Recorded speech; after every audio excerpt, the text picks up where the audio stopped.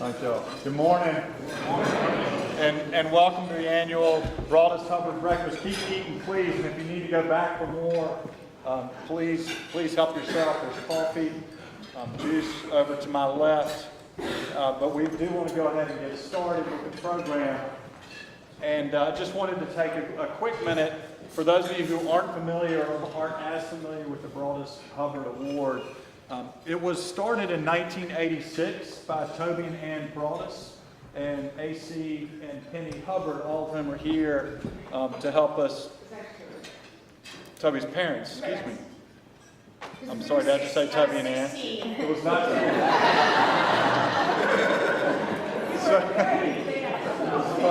I apologize. I meant to say Toby's parents. Ann was clearly deeply involved in it. Toby's parents and AC and Penny Hubbard started in 1986. So Toby, you were a senior in high school. And Toby and Ann are here in memory of Toby's parents to help us celebrate the award. It was founded simply to provide members of the faculty and administration a chance for professional development and travel in the summer. And every year we award it around this time. And we also benefit from hearing from the most recent recipient of the award, in this case, Tami James, who's going to give a presentation of her travels last summer, 2016. Just to give you a sense of what the Broadus Hubbard Award has made possible since 1986. Recipients have traveled to Newfoundland, Alaska, London, Paris, Berlin, Brussels, Amsterdam, Belize, Budapest, Rome, Venice, Greece, Italy, California, Florence, Tuscany, Poland, Prague, Vienna, Virginia, Nevada, Arizona, Missouri, Minnesota, Wisconsin, Croatia, and Iowa. I'm not sure if that was to see the Field of Dreams. That was in no particular order. But for those of us who have been around for a little while, you know what kind of pleasure the recipients derive from this award. One more thought, or one more, I think, thing worth mentioning with the Hubbards. For those of you, I know they have multiple grandchildren. I can speak about two grandsons. For those of you who've had the pleasure of teaching Taylor Cashman, who is a senior. He is one of their grandsons. And then booking in that experience, Theo Hubbard will be joining us in kindergarten in the fall. And then some of you probably remember Carter Face as well. Actually, we're just talking about Carter, who attended Gilman for a long time, is at Friends Down, is currently, as we speak, at the High Mountain Institute out in Colorado, is also a grandson. As far as I know, and Toby and Ann, you can correct me if I'm wrong, there are no grandchildren on your side at this point. So but you know Toby and Ann well. So what I'd like to do is turn things over to Tami James, who will give a presentation, then we'll announce, probably not to great surprise at this point, the next recipient of the Broadus Hubbard Award. So Tami, thanks and congratulations again on receiving it from last year. Thank you.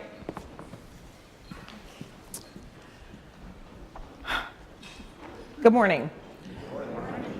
I would like to welcome the Broadus and Hubbard families as well as my colleagues. Forgive my nervousness. I'm a pro at speaking in front of 6- and 7-year-olds. Presenting in front of adults has become a little bit of a new ball game. For those of you who don't know me well, you should know that I lead a fairly busy life. I have 4 children under the age of 8. I teach first grade, and I try to exercise once or twice a year. As I understand it, the Broadus Hubbard Award was created for faculty members to rest, recharge, and rejuvenate. Well, mission accomplished. The blizzard last year pushed the Broadus Hubbard breakfast back until June, which gave me roughly 10 days to plan our trip.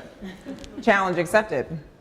I'm a pretty type A person, and with the help from Mrs. Abrams, I was able to plan a 17-day trip to Italy and Greece in just under 2 weeks. As it happened, we had a pretty rocky beginning to our trip. As I mentioned, I'm a planner, and it's possible I may have some control issues to work on. So I had the euros, the credit cards, the itinerary. I was ready to go. My mom and I were on separate flights and separate airlines. Long story short, in order to fly home from Greece with Barry, my mom and I had to fly separately to Italy. She set off to Rome, and I waited and waited and waited, delay after delay after delay at the Green Turtle at BWI. I wound up in Canada. Don't get me wrong, Toronto is great, and I will probably go back to visit. However, my end goal in this instance was certainly not Toronto. From the very beginning, our trip had bumps along the way. However, each time a silver lining was sure to take its place.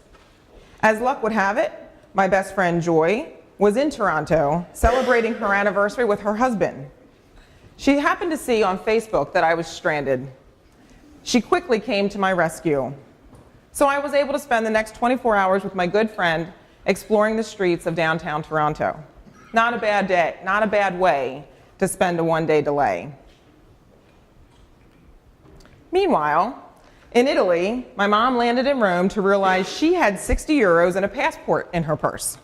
I know, not our smartest move and surely not good planning on my part.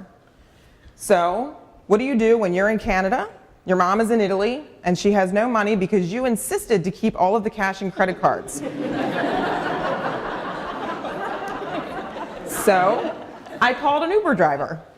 I opened my Uber app, hired a driver, and within 10 minutes, my mom was on her way to the apartment.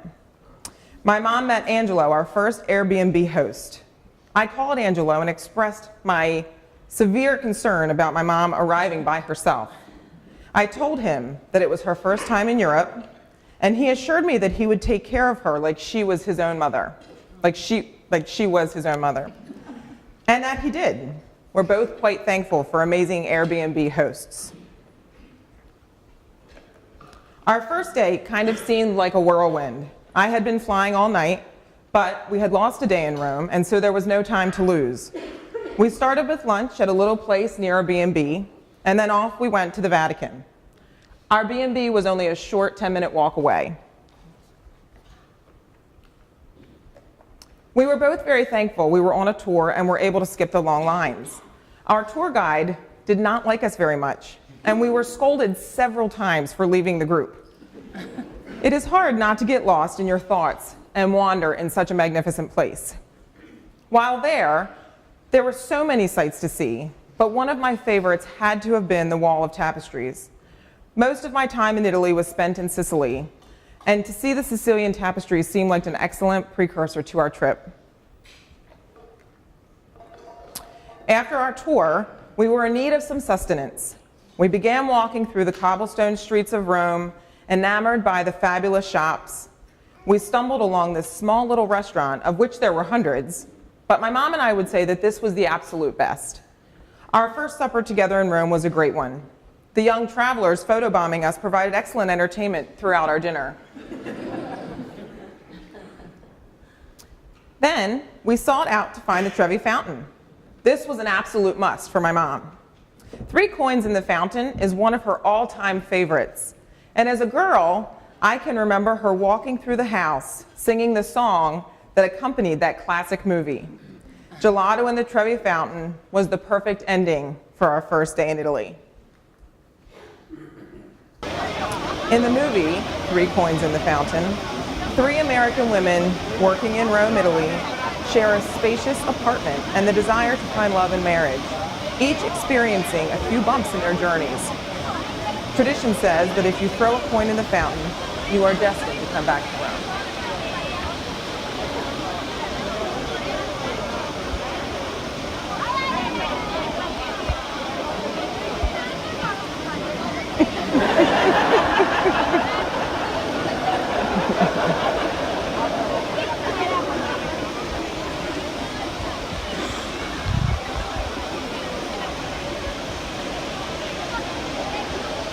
She gets there, I promise. She does actually throw the coin.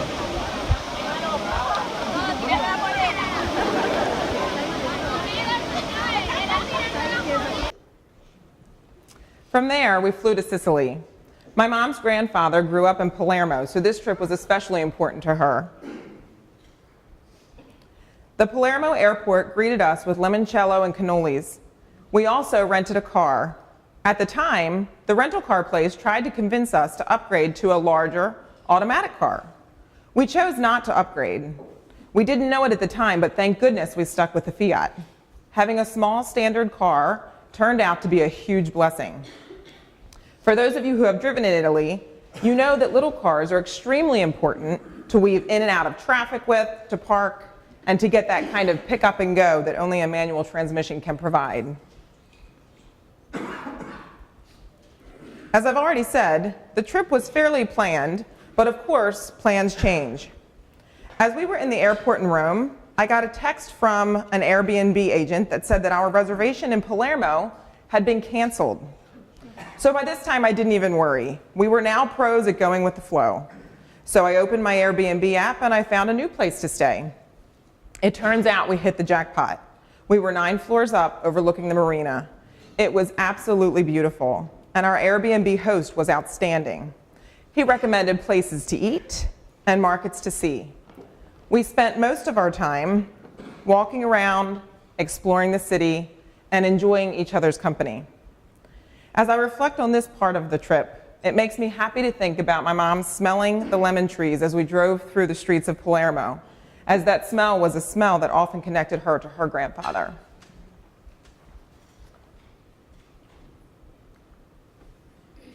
The people in Palermo were so very, very nice. It's hard to explain, but it was such a different feel from where we just were several days ago. Sicily has a small town feel compared to the bustling nature of Rome. Also, Sicilians do not speak much English, and we found it to be a bit more challenging to communicate with the local people during this leg of our journey. Our first night, we went to dinner, of course, and in true American style, we showed up at 6 o'clock, only to realize that the first seating was at 8. During dinner that evening, we sat next to 2 families who were out together. Each family had 4 children, similar to us. The families reminded me so much of our family and closest friends. The kids were loud, they did not have technology, and they ran the restaurant like it was their own. The children were a true part of Sicilian culture and lifestyle, and even at 10 o'clock at night, they were bustling and ready to go. That same night, in fact, there was a family celebrating their 1-year-old's birthday party. We left the restaurant at 10 p.m., and they still had not cut the cake. Although different from what I am used to on a daily basis, it was so sweet and incredibly refreshing to see how much family was valued in the town of Palermo. On several different occasions, my mom and I discussed what it would be like to live in Italy. Additionally, we talked about what pieces of Sicilian culture we could bring back to our family in Maryland.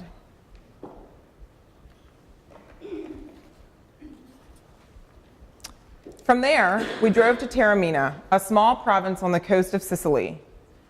Upon arriving in Taormina, our Airbnb host met us to guide us to his home.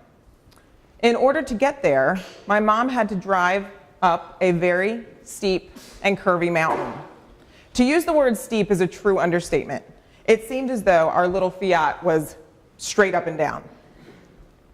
In keeping with the trend of our trip, we wound up getting stuck and couldn't get up the mountain. Our gracious host wound up driving our car up the mountain to his home. The view from our apartment was unlike anything I have ever seen. It was remarkable. Taormina was the last leg of our trip, and we were tired. The hike on foot from town to our apartment was 4 kilometers up that very steep, curvy mountain.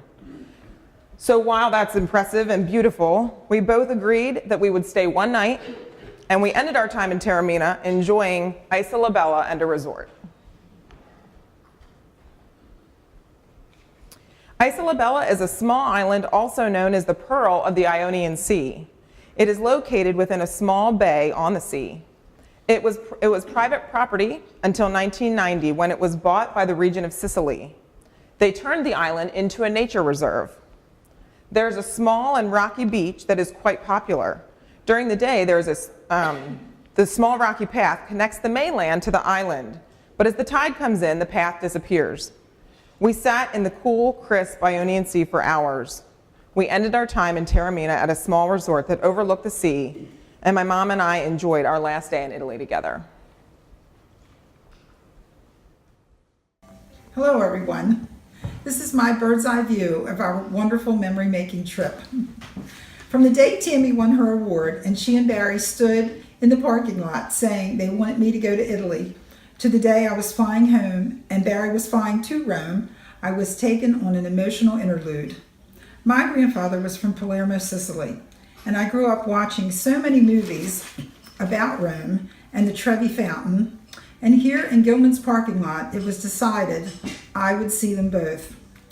Tami was quite amazing to watch planning out the trip, and as all trips go, all things did not go according to plan. The very first day of travel was exceptional for me. Arriving in Rome and feeling quite like a little girl on Christmas, I was actually in Italy. However, Tami was not. All was taken care of, Tami of course, and the next day Tami arrived and we had a whirlwind day in Rome. The following day we flew to Palermo, and from the moment we stepped in the airport, I saw so many things that reminded me of my grandfather. When we were little, my grandfather used to drive to Brooklyn, New York, and he would bring back cannolis. He would bring them in his car in a cooler. There were street markets everywhere. It was so many things that reminded me of him. As a young man, he came to the United States, fought in World War I, won medals from France and the United States. He was my hero. And as we saw the history and beauty of Palermo, I just felt even more and more connected to him. We rented a car there, and I drove, and Tami read the maps and the street signs when we could. We drove across Sicily on the ocean road and through many, many tunnels and most beautiful scenery. At one point, we had a conversation with an Italian gentleman who did not speak any English, and we did not speak any Italian. It was surprisingly funny and quite nice. We stayed in Airbnbs throughout and met the kindest, most helpful people.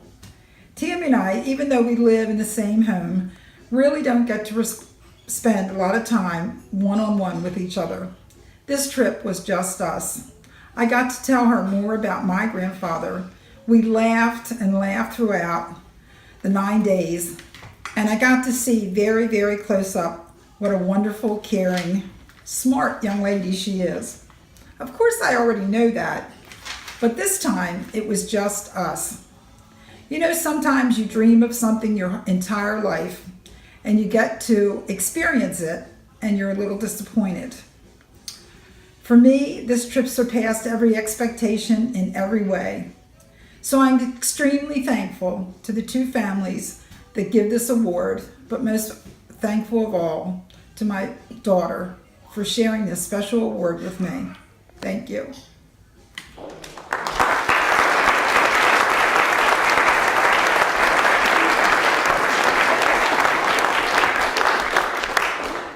So for those of you who don't know, my mom watches our 4 children, so my husband and I can work. And we, as I said, they are 4 from 8 to 2, so it's quite a job. From there, so my mom is a pretty special woman. I'm very thankful for her. On the day my mom flew home, Barry flew to Rome. I took the day to recoup. I relaxed by the pool and I enjoyed some alone time to reflect on the week that I had just had with my mom. Barry arrived in Rome early on a Tuesday morning. Of course, by this time, I had been away from my kiddos for 8 days. I'm thankful for FaceTime and being able to talk to them even when I'm far away. It's also pretty great to have an amazing family who pitched in an awful lot so we were able to be gone for so long. We only had 1 day in Rome, but we made the most of it. We went to St. Peter's, the Colosseum, the ancient Roman ruins, the Trevi Fountain, and the Piazza Navona, all in 1 day. And of course, as luck would have it, parents in my class have a home in Italy. So they gave us several pointers and fun places to visit that were off the beaten path and significantly less touristy. 30,000 steps later, we were exhausted. I'm not sure what Barry's highlight of that day would have been, but for me, our Colosseum tour was absolutely outstanding. Our tour guide was Armenian, and he was studying world history in Rome. Our group was small, and he took a very special interest in personalizing the tour for us. Last year when I won the award, I was flooded with questions about where I wanted to go and what I wanted to see. I didn't, of course, have a complete plan at that time, but I knew that I wanted to go to Greece with my husband. Santorini is an island in the Aegean Sea. It was devastated by a volcanic eruption which forever shaped its rugged landscape. The whitewashed houses in its two principal towns, Thera and Ia, cling to cliffs above the underwater caldera. I knew I wanted to stay in one of those cliffside houses. The beaches are made up of black, red, and white lava pebbles. Parisa Beach was one of my favorite beaches to visit. It was a fairly touristy beach, and there were children everywhere. Can you tell I was beginning to miss my kids at this point? There were 3 little boys who had a long raft in the water. For hours, they laid on the raft together, kicking, playing, and having a great time. It was a delight to watch. Oh, whoops.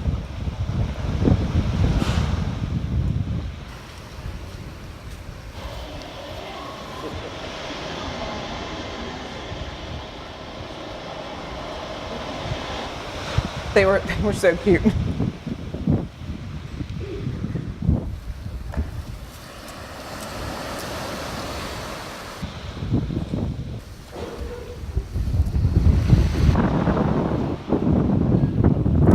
When I knew for sure Barry and I would be traveling to Greece, I immediately called Gilman parent Irene Angelos.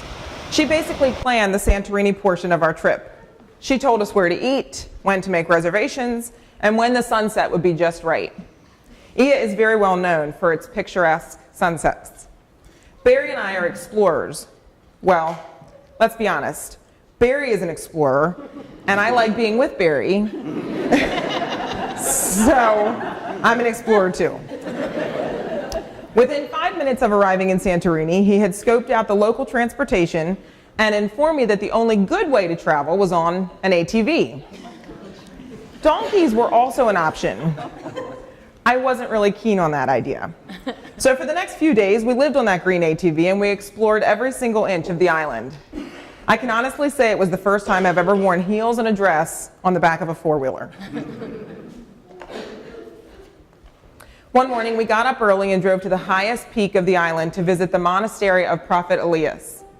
This monastery is one of the oldest in Santorini, and it was built in 1712. The first 2 centuries of its construction, the monastery played a major role in the economic and cultural life of the island. It was built in the style of a fortress. In the first half of the 19th century, it ran a school for Greek language and literature. The monastery started to decline in the 1860s and suffered destruction in the strong earthquake that hit Santorini in 1956. While visiting the monastery, we were able to see a collection of rare ecclesiastical items, handwritten books, and Byzantine icons. From the yard of the monastery, we had an excellent and breathtaking view of the entire island of Santorini.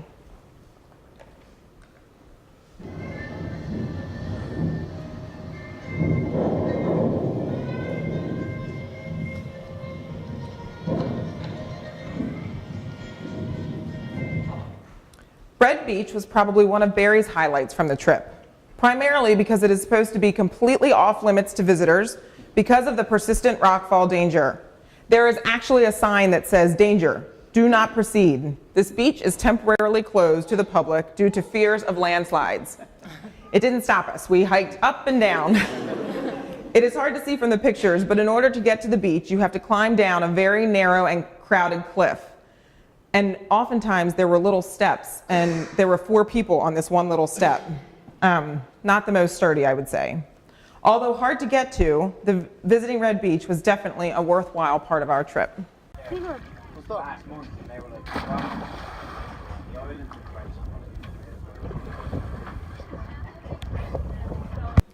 While I did most of the planning for our trip, Barry planned a catamaran cruise that took us all around the caldera. We spent the entire day seeing the island from the water. The water was so deep and crystal clear that it was almost eerie. From underwater, it seemed as though you could see for miles. Perhaps this day was the most beautiful.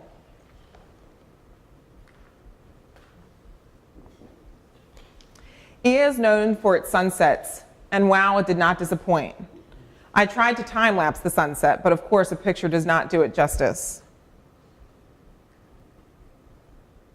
I cannot thank the Broadus and Hubbard families enough for the opportunity that this trip provided for me. My husband and I have been married for nearly 12 years, and this trip was a true second honeymoon. We explored together, relaxed together, we learned about different cultures, we engaged in stimulating conversation, and we enjoyed life for a few days without having our 4 amazing children demanding our attention at each moment of the day. More than that, though, being able to see my mother's face, a truly selfless woman who has always put me first, be connected to her ancestors in a way that words cannot describe, was perhaps one of the most poignant moments in my life. Again, I would like to thank the Broadus and Hubbard families for providing this life-altering trip for me, Barry, and my mom.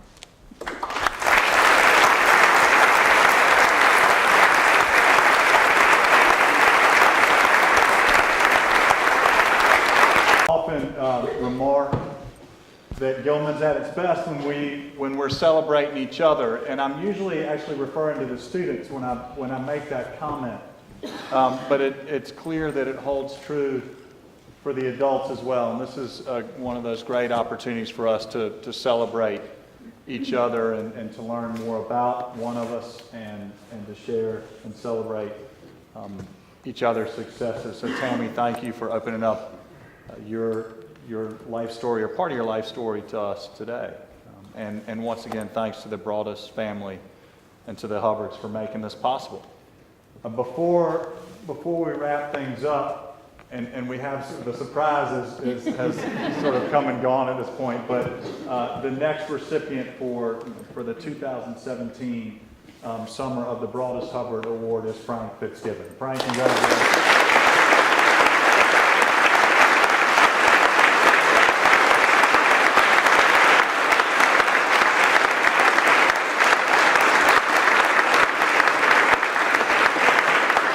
Apparently Frank walked in, saw his family here, and realized what was going on and ran the other direction. We're going to keep him in the spotlight for a moment here. But congratulations, and we look forward to learning about your travels next time around. This concludes the formal part of the breakfast. I'm sure there's still